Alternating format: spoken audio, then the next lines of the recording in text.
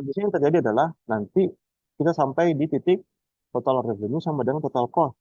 Jadi yang ikan yang dijual itu bukan manfaat.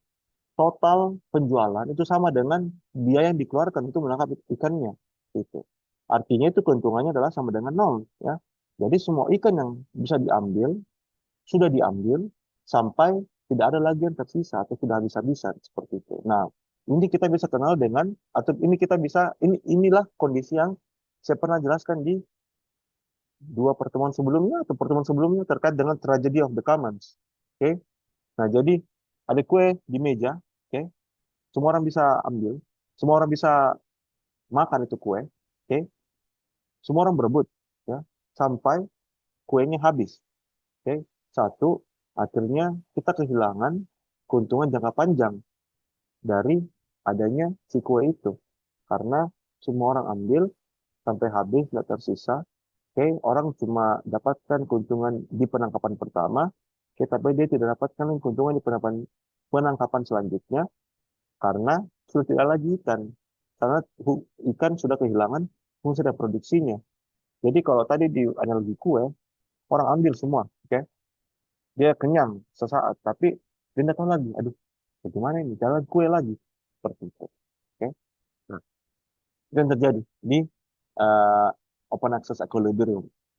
Jadi bukan hanya TC sama dengan TR, malah total cost-nya malah lebih tinggi daripada revenue-nya.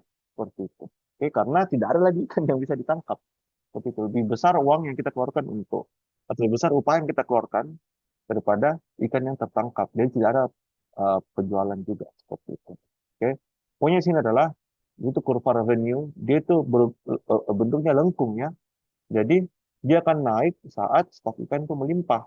Jadi stok ikan melimpah ketika penangkapannya itu tidak terlalu banyak.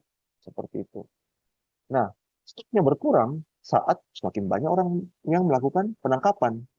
Di sini terjadi ketika open access terhadap area perairan. Oke, makanya kenapa sangat penting untuk menjaga atau memberikan batasan terhadap penangkapan yang terjadi di daerah perairan. Gitu. Nah, di situ kan garis TC atau total cost-nya itu naik ya, sering dengan bertambahnya input. Gitu. Kenapa? Karena semakin banyak kapal. Semakin banyak kapal berarti semakin banyak orang juga yang bakal terlibat dalam penangkapan. Berarti semakin besar juga cost-nya. Semakin banyak kapal, semakin banyak juga BBM yang digunakan. Seperti itu. Oke. Nah itu. Oke. Itu dulu mungkin ya yang saya bisa jelaskan. Jadi poinnya sih adalah untuk kita bisa menghindari di situ open access equilibrium ya. Nah, yang harus dilakukan adalah kita tetapkan kuota. Kita harus membatasi izin penangkapan dan juga kita harus mendorong koperasi nelayan ya agar ada koordinasi seperti sole owner ini. Jadi jangan sampai semua orang mau ambil semua ikan tapi tidak ada yang mau bertanggung jawab untuk keberlanjutan dari jumlah ikannya seperti itu. Oke. Nah, itu mungkin dari saya, Bapak Ibu ya.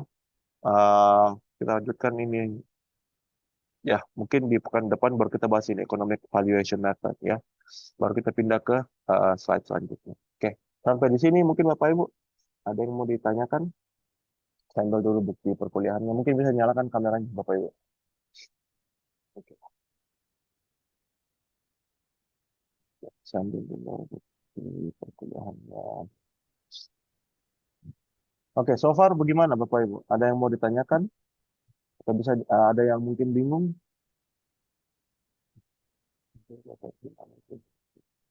Bisa ya, bisa diikuti ya, Bapak Ibu ya.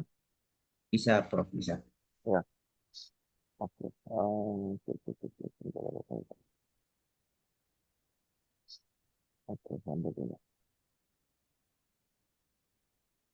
Matikan dulu.